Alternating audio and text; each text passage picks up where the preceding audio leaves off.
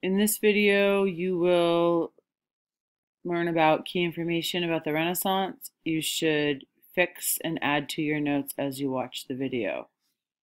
So you need a writing utensil that's a different color than what you did your notes in. You should pause the video when you need to catch up with fixing or adding to your notes. Anyway, so with the Renaissance, these fill-ins are straightforward. The rebirth is just a way of saying that Europe is rebuilding itself and transforming from medieval times to more modern times. Now, obviously the Renaissance doesn't match what we have in 2018, but it is a transition time, and transition is totally misspelled right here. Anyway, check your fill-ins and fix them if necessary.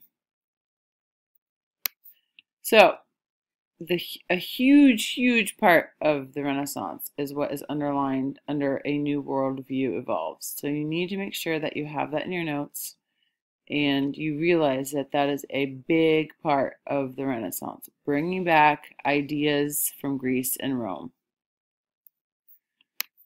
Also, one thing that didn't change from medieval times was the use of Latin for the church and for learning.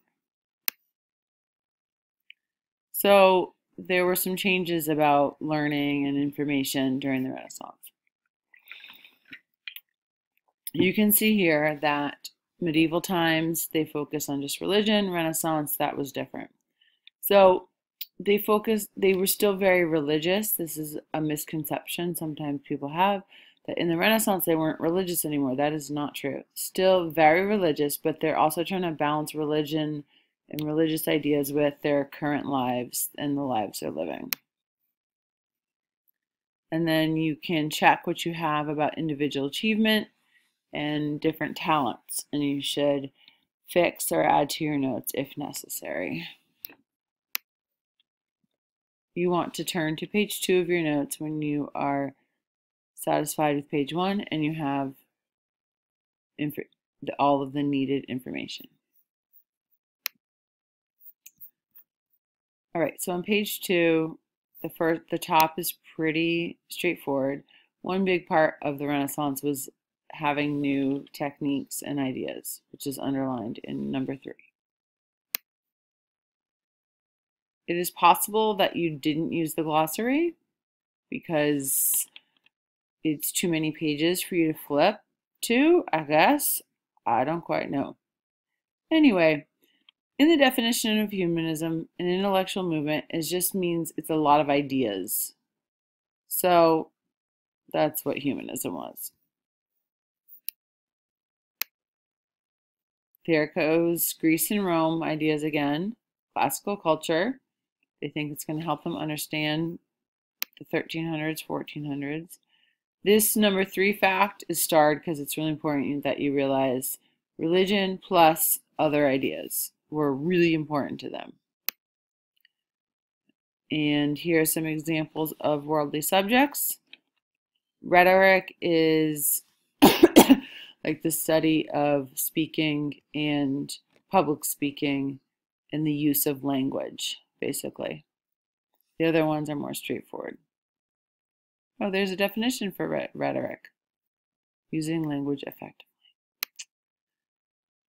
All right, so this part, Italy, cradle of the Renaissance. That just means this is where it all began. Now, there's 3 main reasons, each has 2 parts. The first part here is that this new interest in Greece and Rome made Italy the logical place for the Renaissance to start because it had been the center of the Roman Empire. So you need to realize there's the new interest in Greece and Rome. And since Italy was the center of the Roman Empire, it made sense for it to start here. And you can see I've numbered the reasons to the side. Next up, and there were things to study since they were so into Greece and Rome.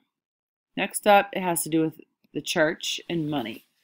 The church was centered in Rome, and it had lots of money, and the church could be a patron of the arts. Third, number 3, Italy's location led to a lot of trade. And that brought in lots of money to Italy, which allowed people in Italy, like the Medici family, to have money to fund the Renaissance. You can't build buildings or paint paintings without money. So all the money brought in through trade helped pay for the Renaissance and commission artists, all that stuff. New ideas as well came with trade. Move to page 3 when you think you are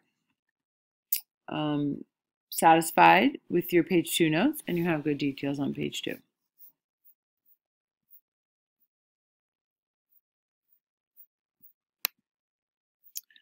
So, city-states controlled by powerful families, and I listed some for you, wealthy merchants as well.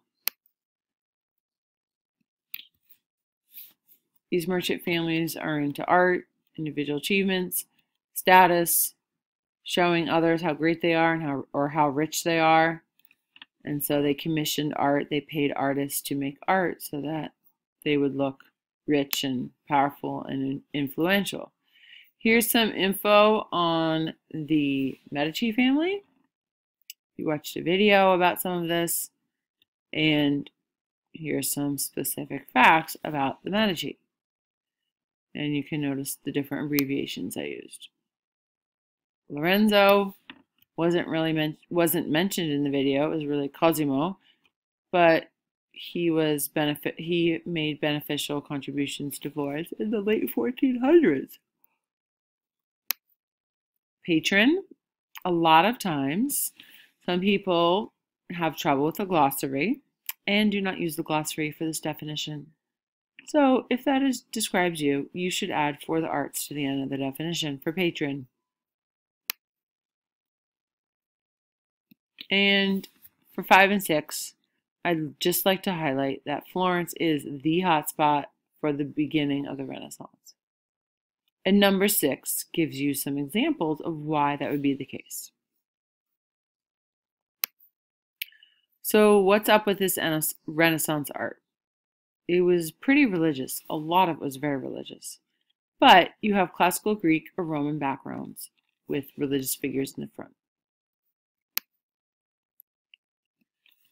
The portraits of well-known people connected to the humanist interest in individual achievement. And we had studying Greek and Roman works and bringing back classical ideas like Brunelleschi did with the orphanage that he built.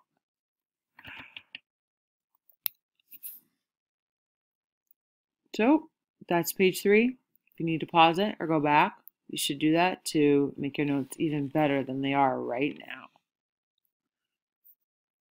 On page 4, what are these new artistic techniques? Well, they're all designed to bring back realism of classical times, and they want things to be lifelike as opposed to flat. Perspective, supposedly invented by Brunelleschi. I've thought about looking that up online, but I haven't yet. Not sure how true that is, but anyway, shading, new oil paints. So there was a variety of ideas that were new in the art world. Excuse my yawn, I'm glad I didn't pick to have my face be shown. Using live models so you could make things accurate. Ooh, realism. See how I highlighted realism at the top? That's very important to realize that the point of their art was to make things look real. All right. So I've starred examples of Greek Roman architectural features that were brought back, so you should have some specific examples of those. Oh gosh, what did I just do? Oh, I enlarged it? Oh gosh. I didn't mean to do that. Now it's like doing it all on its own. I don't know. Anyway. Brunelleschi. You heard all about him in the video. The Florence Cathedral. He was inspired by the dome of the Pantheon.